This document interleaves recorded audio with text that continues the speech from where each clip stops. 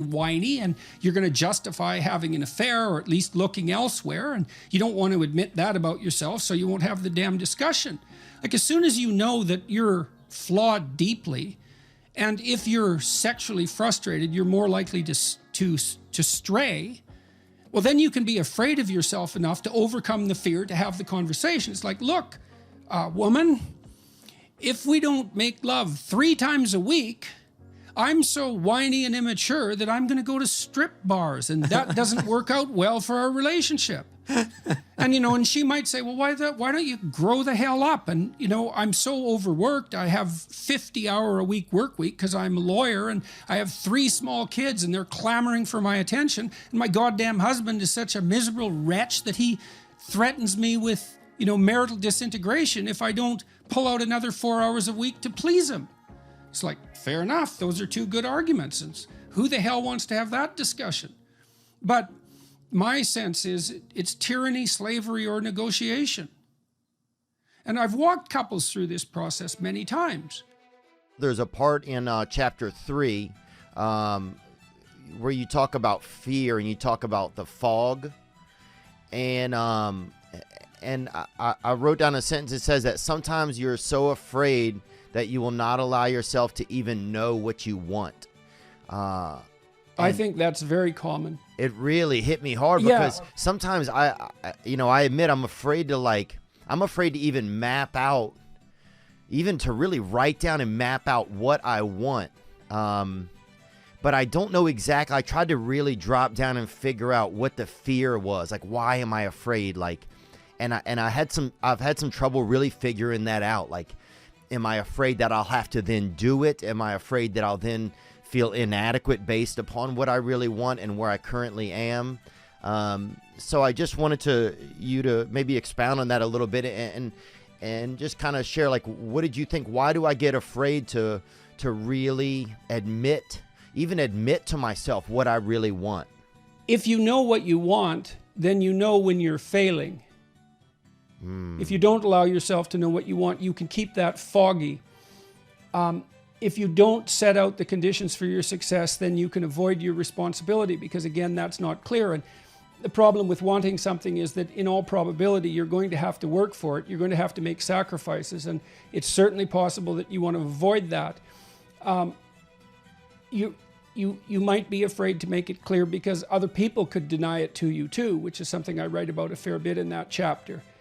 The problem is, and failing to make any of that clear protects you right now, but it's really hard on you over the medium to long term, because if you don't make it clear to yourself what you want or to other people, the probability that you're just going to stumble into it is pretty low. And you can put that off indefinitely day after day, but the problem with that is that you age while you're doing that, and there's obviously a price to be paid for that. So that's chapter 3, do not hide things in the fog. I mean, it's a warning about failing to pay attention. Knowledge emerges in a very strange way. It emerges, obviously, when we learn something, we started out by not knowing it. And so what that means is that knowledge goes through a transformation process from being absolutely not there to being explicit and fully detailed. And one step of that process is emotion. And so, for example, you might find yourself frustrated, disappointed about the events of the day, but be unable to exactly specify why. That's extremely common. You go home to your partner and you be in a bad mood, and you'll snap at them for something, and they'll say, well, what's up with you? And you'll say, well, nothing, you're just being annoying, when it's perfectly clear to both of you that there is actually something up with you. And then that disappointment and frustration, anger and sadness, let's say, or anxiety, is a sign that something isn't right. But it isn't necessarily that you're repressing knowledge of what's not right. It's that you actually don't know. And the emotion is the first step in the process by which that knowledge emerges. And you might have to sit and think and talk to your partner or to a friend for God only knows how long before you're actually going to put your finger on what it is that you're upset about. And it could be very far removed from whatever happened to trigger you in the moment. And so that's the fog. And you can keep things in the fog just by not doing that. It's really easy. It's no more difficult than just sitting there doing nothing, because creating knowledge is active and difficult. Yeah, well, it's, we've created such a perfect fog these days. Like, really, the fog has been, it's become the fog is such a business. Every little thing that can be created to take away your attention from, or that can take away our attention from figuring out who we are, or like kind of spelunking inside of ourselves and trying to get some answers, has really been created. It's pretty masterful how much has been created out here on the outside to keep our attention away from delving inside of ourselves. Well, attention is the basic currency, right? Everyone fights for it, and it's incredibly valuable.